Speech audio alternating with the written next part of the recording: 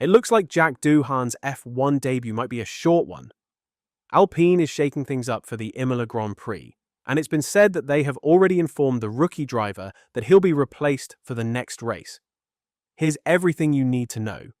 After Alpine lost out on Carlos Sainz to Williams, they promoted their junior driver to a 2025 race seat. But it turns out Doohan's spot might have been on shaky ground even before he hit the track, with Alpine's executive advisor Flavio Briatore reportedly eyeing Franco Colapinto as a potential signing late last year. Alpine was eyeing the 2024 Williams stand-in for a potential reserve and race driver role this season. Right around the same time, Doohan was stepping in for Esteban Ocon at the 2024 season finale. Fast forward to January, and Colapinto officially joined Alpine, ramping up the pressure on Doohan heading into his rookie year. While the Australian driver has occasionally flashed impressive pace, even surprising some within the Alpine camp with his speed early on, it hasn't been all smooth sailing. Unfortunately, he's been caught up in a series of incidents and after 6 races is still searching for his first points. Alpine's dismal 9th place standing in the championship, just ahead of Sauber, has surely made them rethink their options. The pressure has been mounting, especially with recent comments from Horacio Marin, CEO of Argentinian energy giant YPF and a known Colapinto supporter. In a TV interview, he let slip that Colapinto would be in the car in Imola, though he quickly backpedaled, clarifying it was merely his personal, wishful thinking. Ahead of the Miami Grand Prix, team principal Oliver Oakes stated that the plan was for Doohan to keep racing for Alpine. But his comments didn't exactly ooze confidence, leaving some doubts about the level of support the 22-year-old driver would be receiving moving forward. He said, "I think it was a sponsor from Argentina off-camera giving his view on Franco when he's going to be in the car. I'm sure there's a lot of people in Argentina who'd like him in the car this Sunday. We've been pretty open as a team that that's just noise. Jack needs to continue doing a good job, but it's natural that there's always speculation there." When asked directly whether Doohan would stay in the car for Imola in 2 weeks, Oakes gave a vague response, saying Doohan is the team's driver as it is today. That left plenty of room for interpretation. He then added that the team is always evaluating its lineup, hinting that nothing is set in stone. "Yeah, as it is today, Jack is our driver along with Pierre," he said. "We've been pretty clear on that. We always evaluate, but yeah, today, that is the case." During qualifying, the Aussie driver had a few words to say to Alpine after a pit lane blunder ruined his session, sending him out in the opening round. Caught in a queue, he couldn't make it back out for a final flying lap before the session closed. Doohan let his frustration fly over the team radio, giving them a piece of his mind, and his rant didn't end there. He was seen still steaming as he walked down the pit lane after the session, clearly not happy with how things went down.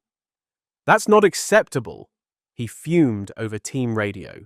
"If you're going to send him Gasly before me, you have to make sure he's ready. I can't turn out and have to turn in because he's going to turn into me. Then you put me out, that's a joke." Despite the setback, Doohan managed to out-qualify his teammate Pierre Gasly for the first time. But his weekend in Miami ended early when a first corner clash with Liam Lawson forced him to retire from the race. His rough start to the season can partly be chalked up to Alpine's own unexpected struggles, despite a solid pre-season. But it's been a tough ride for Doohan, who has often found himself trailing Gasly, making some mistakes, and failing to string together a clean weekend. So far, Gasly has averaged a 0.367-second gap ahead of Doohan, and while this gap is pretty typical for a first-year driver, Doohan hasn't been given the same time to develop as others. In fact, just hours after leaving the track in Miami, Doohan was told that Alpine was planning a change.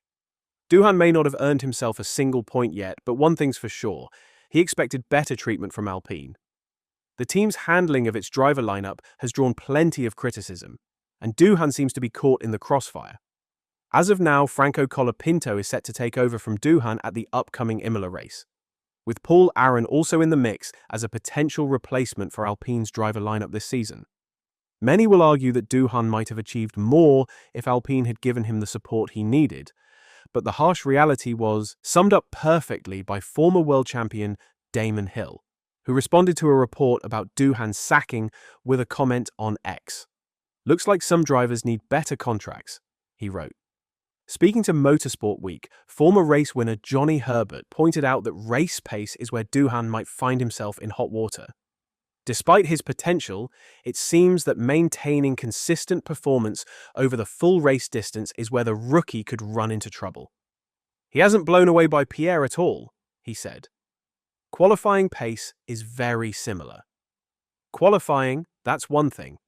But as you know, as is in everything else, or when it's down into the race. So, the race is something that he's got to harness all the energies, the negative energies that may be there, the positive energies that are there, and do the job in a race situation, and that will be his savior. If it doesn't happen, then it will be Colapinto, for sure.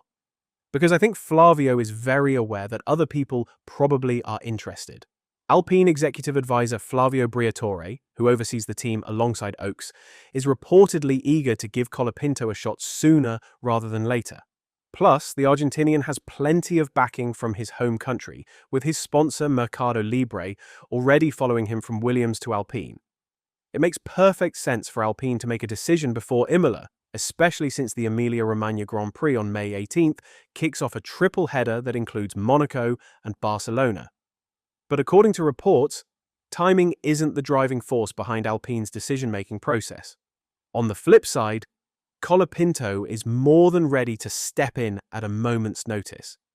He's been keeping sharp with simulation work and private testing.